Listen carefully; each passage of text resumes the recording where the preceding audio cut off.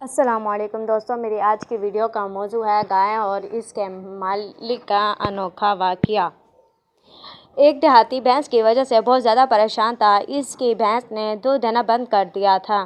پہلے تو وہ بھنا اچھا خاصا دودھ دیتی تھی، جس کو دیہاتی اپنے گھر میں استعمال کرتا تھا، اپنے بچوں کو دودھ پلاتا تھا اور اس کے علاوہ گوالے کو بھی دودھ فروخت کر کے اپنی اچھی خاصی آمدن بنا رہا تھا۔ مگر اب نوبت فاقوں تک آ چکی تھی۔ دیہاتی اپنی بھینس کو جانوروں کے ڈاکٹر کے پاس لے گیا۔ ڈاکٹر صاحب نے بھینس کو ایک قیمتی انجیکشن لگایا اور وعدہ کیا کہ آپ کی بھینس دودھ دینا شروع کر دے گی، مگر ایسا کچھ نہ ہوا۔ بیوی نے دیہاتی کو مشورہ دیا کہ بھینس کو فلاں پیر کے پاس لے جاؤ، پیر صاحب ہمارے مسئلے کا کچھ نہ کچھ حل تو ضرور نکالے گا۔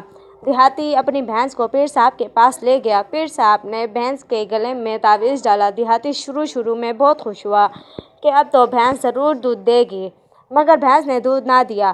دیہاتی نے بھی ہمت نہ ہاری اور بھینس کو گاؤں کے سب سے سیانے آدمی کے پاس لے گیا۔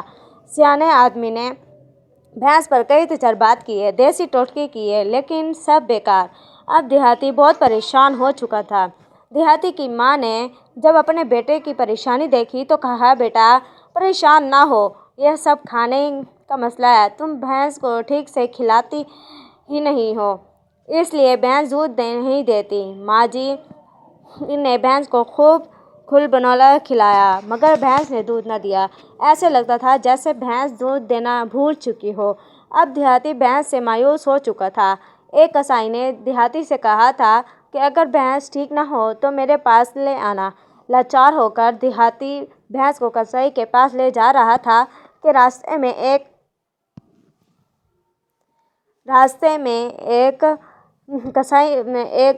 فقیر نظر آیا۔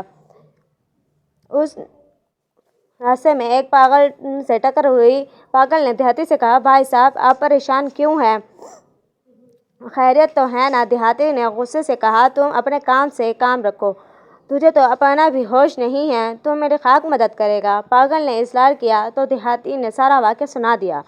پاگل نے بھینس کو غور سے دیکھا اور دیہاتی سے پوچھا کہ اس بھینس کا کٹا کہاں باندھتے ہو؟ دیہاتی نے کہا، ظاہر ہے بھینس کے ساتھ ہی باندھتا ہوں۔ پاگل نے پوچھا کہ کٹے کی رسی تو کافی لمبی ہے۔ یہ سن کر پاگل نے ایک زوردار کہکہ لگایا اور کہنے لگا کہ آپ بھی کمال کرتے ہیں بھائی صاحب، رات کو سارا دودھ کٹا ہی پی جاتا ہے، تو آپ کو خاک ملے گی۔ اگر دودھ چاہیے تو کٹے کو بھینس سے دور کرو۔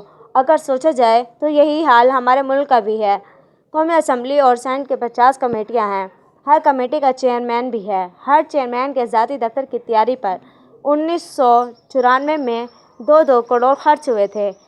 ہر چیئرمین 2 لاکھ منتھ کے لحاظ سے سیلری لیتا ہے۔ اسی طرح اس چیئرمین کا گریڈ 7 کا ایک سیکرٹری، گریڈ 15 کا ایک سینٹو اور ایک نائب قاصد، 1300 سی کی نئی گاڑی اور مہینے کا فی پیٹرول، ایک رہائش کے سارے اخراجات، بل وغیرہ اس کے علاوہ ملتے ہیں۔ ایک شہر سے دوسرے شہر آنے جانے کی فری جہاز کی ٹکٹیں۔